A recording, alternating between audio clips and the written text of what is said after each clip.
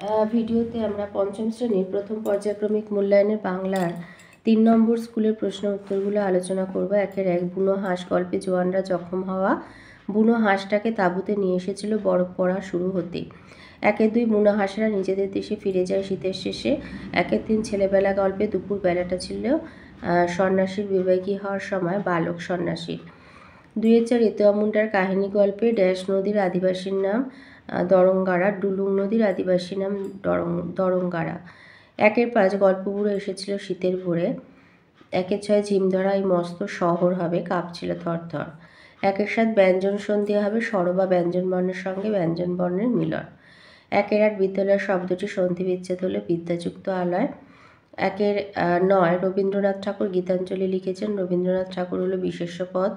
১-১০ নারকেলের ওই লম্বা মাথায় হঠাৎ দেখি কাল, লম্বা হচ্ছে বিশেষণ পদ। ১-১১ দিগন্ত শব্দটি সন্ধি বিচ্ছেদ, দিকযুক্ত অন্ত। ২-১ আছে ডুলং নদীর আদিবাসী নাম কি দরঙ্গারা। ২-২ ভজন ভুক্তা কোথায় গল্প শোনায়, হাটবারে হাটতলায়। ২-৩ দরবার শব্দটির অর্থ সভা। ২-৪ হাবু থানায় গিয়েছিল কেন, নালিশ জানাতে। ২-৩ যার যত ফরমাস সব তুমি করো, এখানে ফরমাস শব্দের অর্থ আদেশ।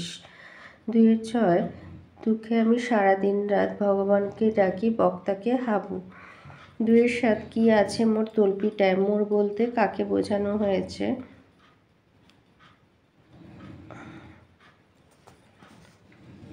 মোর বলতে এখানে লিখবে গল্প বুড়োকে বোঝানো হয়েছে।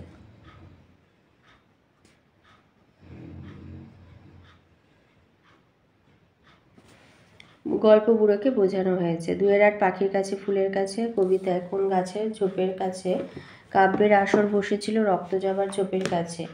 ২-৯ দিয়েছে সমষ্টিবাচক বিশেষ্য কাকে বলে।